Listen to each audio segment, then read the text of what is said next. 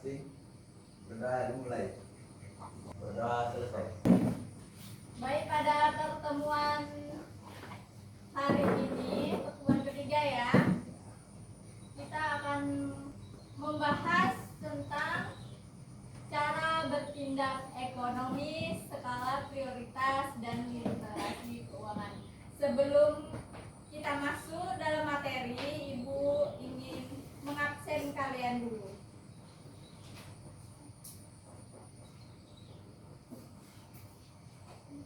Agus, Hadir Bu. Alif, Boy, Hadir Bu. Ega, Hadir Bu. Nur Asmi, Naila, Rizka, Tiara. Baik, kita lanjutkan dengan materi kita, yaitu tentang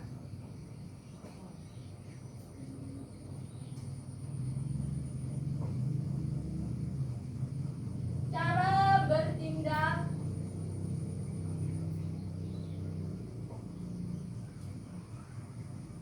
ekonomis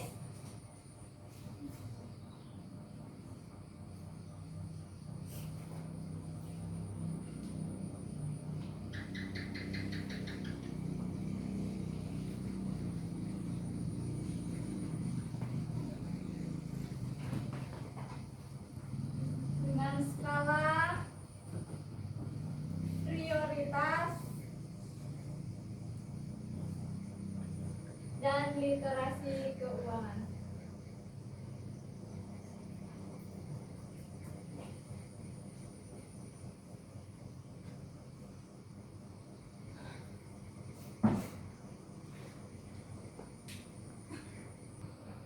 Jadi anak-anak Ibu,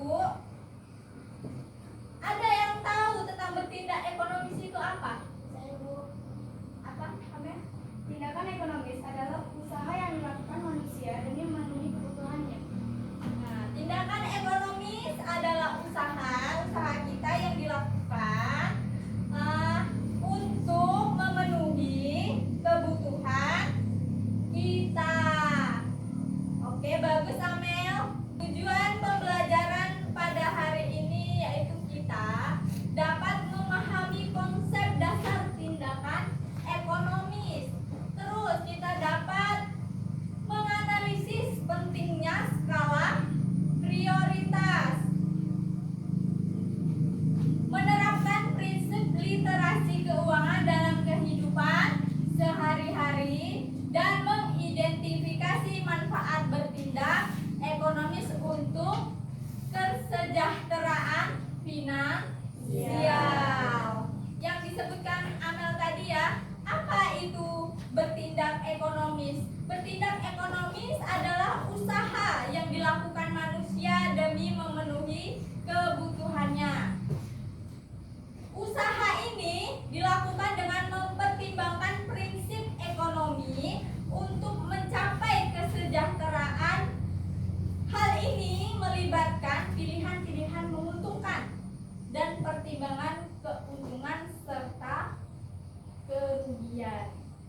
Berarti tindakan ekonomis itu ada keuntungan dan kerugiannya kan? Punya ekonomi. Di mana-mana kita harus ada tuh ada tindakan ekonomi. Kayak kita mau membeli, jual beli, itu ada tindakan ekonomi. Misalnya di rumah, ada juga kan di rumah tangga kita harus pandai memiliki ilmu ekonomi ya. Ilmu ekonomi seperti yang kita bahas minggu lalu tentang ilmu ekonomi, itu sangat dibutuhkan dimanapun kita berada. Di sini kita belajar tentang cara bertindak ekonomis, prinsip dan efisiensi ekonomis.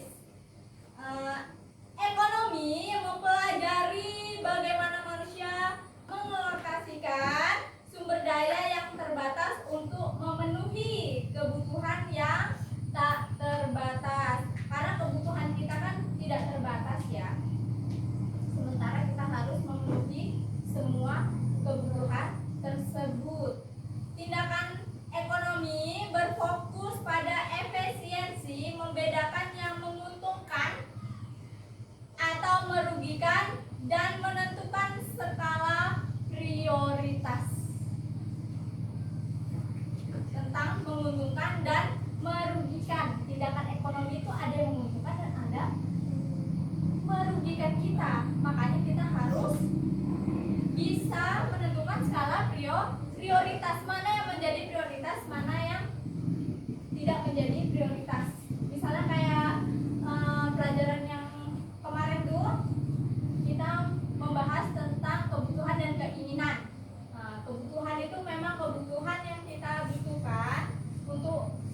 kewajiban hidup kita.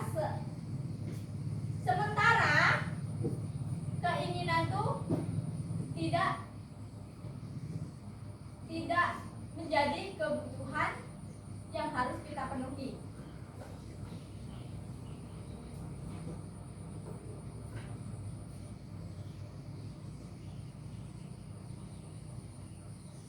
Skala prioritas fondasi pengelolaan kebutuhan dan sumber daya. Pengertian dan fungsi. Metode mengurutkan tugas dan pekerjaan berdasarkan tingkat kepentingan atau urgensi. Kita harus bisa mana urutannya yang harus kita kerjakan duluan. Misalnya kayak pekerjaan di rumah ya. Apa yang harus kita kerjakan dulu sampai yang terakhir harus kita kerjakan biar semua itu efisiensi. Meningkatkan efisiensi kerja, itu yang kita bahas tadi ya, tentang efisiensi. Membantu mengelola waktu, sumber daya, dan energi secara efektif. Jadi kita tuh bisa mengelola waktu kita biar pekerjaan kita cepat selesai.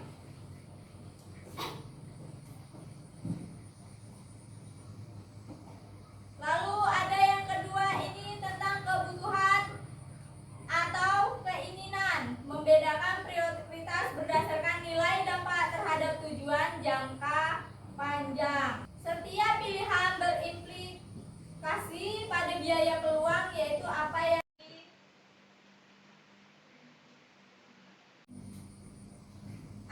yang dilakukan demi pilihan lainnya. Oke, paham? Sini Ibu ingin memberikan tugas untuk kalian. Ibu jelaskan dulu ya tugasnya.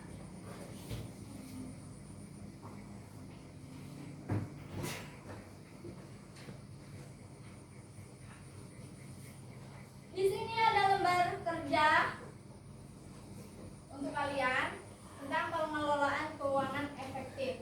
Di sini sudah lengkap, ada tujuan pembelajaran dan petunjuk pengerjaan ya, dan ada 3 pertanyaan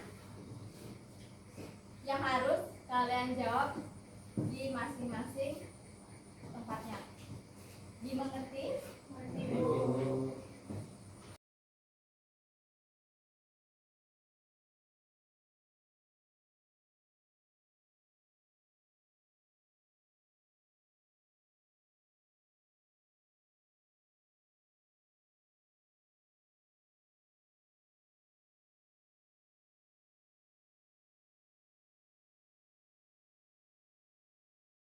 Sudah Bu.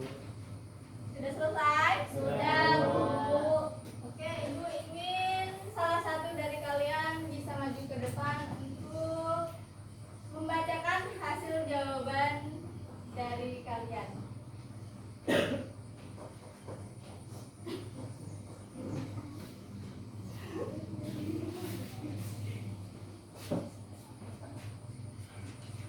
Didengarkan ya teman-teman semuanya. Apa yang dimaksud dengan pengelolaan keuangan yang efektif? Pengelolaan keuangan yang efektif adalah kemampuan mengatur pemasukan dan pengeluaran secara bijak agar kebutuhan terpenuhi dan tidak mengalami kekurangan uang. Oke, berikan apresiasi untuk teman-teman. Terima kasih untuk jawabannya ya Boy. Untuk pertanyaan yang kedua,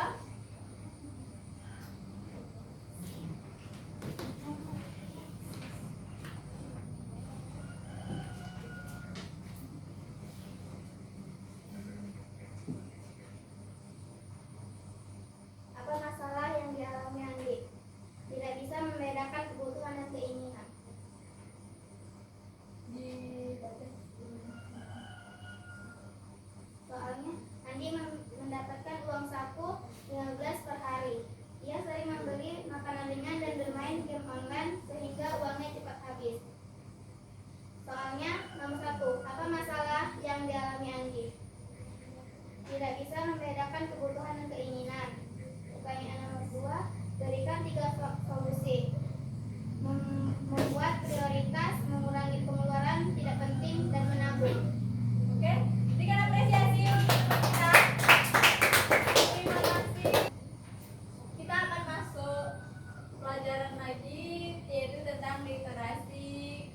keuangan.